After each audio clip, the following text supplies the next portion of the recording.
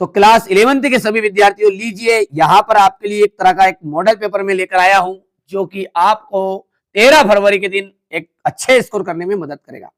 विश्वास मानिए 40 से 50 नंबर में आपको एक ही वीडियो में कवर करा दूंगा। चलिए शुरू करते हैं, बढ़िया से समझते भी हैं। वहां कोशिका अंग जिसमें डीएनए पाया जाता है ये सभी कहलाएंगे। केंद्रक, माइटोकॉन्ड्रिया, हरित कवक तीनों में पाए जाएंगे। स्टारफिश किस संघ का जंतु है? इकाइनोडर्मेटा। प्रकाश संश्लेषण में कौन सा परास सबसे अधिक प्रभावशाली है? लाल। तंत्रिका तंत्र की इकाई है तंत्रिका कोशिका। किसमें पुष्प एकलिंगी होते हैं? खीरे में। एक बीजपत्री के प्रारूपी संवहन में पुल होते हैं बहिर्फ्लोएमी। यहां से आप देख सकते हैं इतना हो जाएगा, ये हो गया है। ये क्वेश्चन नंबर 3, ये 4th और ये 5 और ये 6 है। चलिए आगे बढ़ते हैं। नग्न बीज वाले पौधों के समूह का नाम क्या है? नाम है जिम्नोस्पर्म। जिम्नोस्पर्म। तंत्रिका तंत्र की उत्पत्ति डिडिडे से होती है, बही चर्म से होती है। बही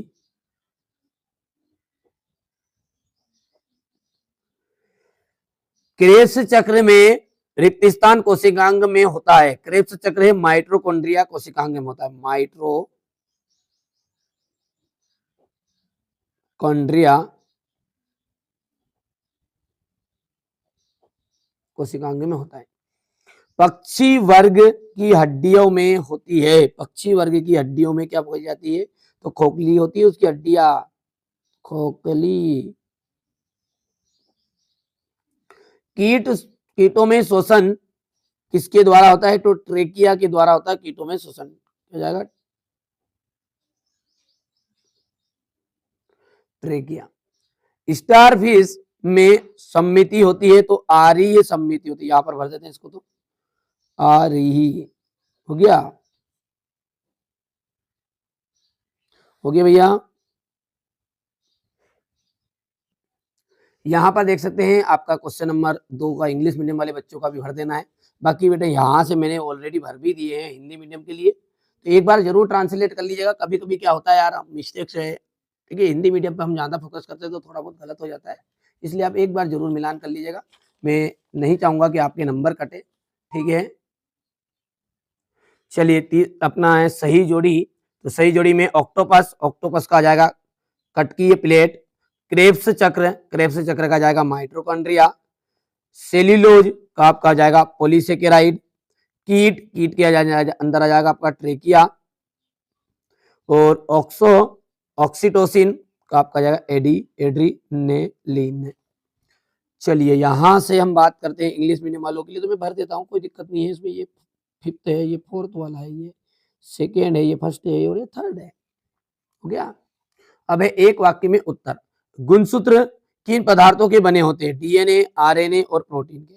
किनके बने होते हैं? तो डीएनए, आरएनए एवं प्रोटीन के बने होते हैं। वह प्रोटीन के बने होते हैं। अंतःस्रावी ग्रंथियों के अध्ययन को क्या कहते हैं? अंतःस्रावी ग्रंथियों के अध्ययन को कहते हैं एंडोक्राइनोलॉजी। तो लिख देते हैं इसको, एंडोक्राइनो।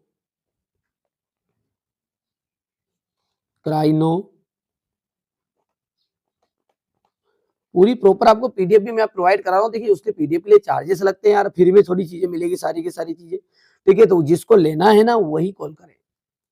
हाँ, क्वेश्चन पेपर आपके आएंगे, घर घबराने की जरूरत नहीं। 80% से 85% हर पेपर मेरा फंस रहा है। आप चाहे मानो चाहे मत मानो, लॉन्ग वीडियो को देखना पड़ता है। आप सारी चीजें आप चाह रहे हो कि एक ही पेपर में करवा दूं, तो एक ही पेपर में करके भाई साहब मैं फंसूंगा थोड़ी यार। थोड़ा सा इतनी तो अपनी बुद्धि लगाओ। 11th में पढ़ रहे हो आप, ठीक है। हाँ, 3 से 4 पेपर दूंगा, 4 पेपर को करना है आपको, मिक्स कंटेंट रहेगा, बाकी काम आपका हो रहा है मॉडल पेपर के रूप में। डर किस बात का यार, आपको कंप्लीट तो करो, आपके पास समय है। ऐसा थोड़ी कि नहीं यार आज ही पेपर देने जा रहे हो भाई साहब, अब अंत में आखिरी के दिन देख रहे हो, तो तुम्हारी गलती है। द्विखंडन क्रिया किसकी है? द्विखंडन जो क्रिया है वो आसूत्री विभाजन की है।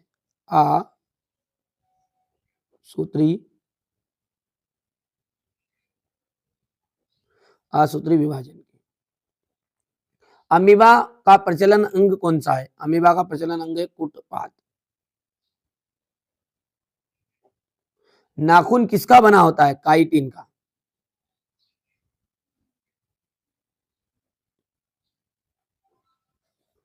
ठीक है। यहाँ पर अपन बात करते हैं तो क्वेश्चन नंबर 4 रहेगा और वो आपका इंग्लिश मीडियम वालों के रहे हैं तो पहले से भर दिया है, बाकी चीजें आपको प्रॉपर ढंग से, ठीक है, समझाने की कोशिश भी कर रहा हूँ, ऐसा थोड़ी है।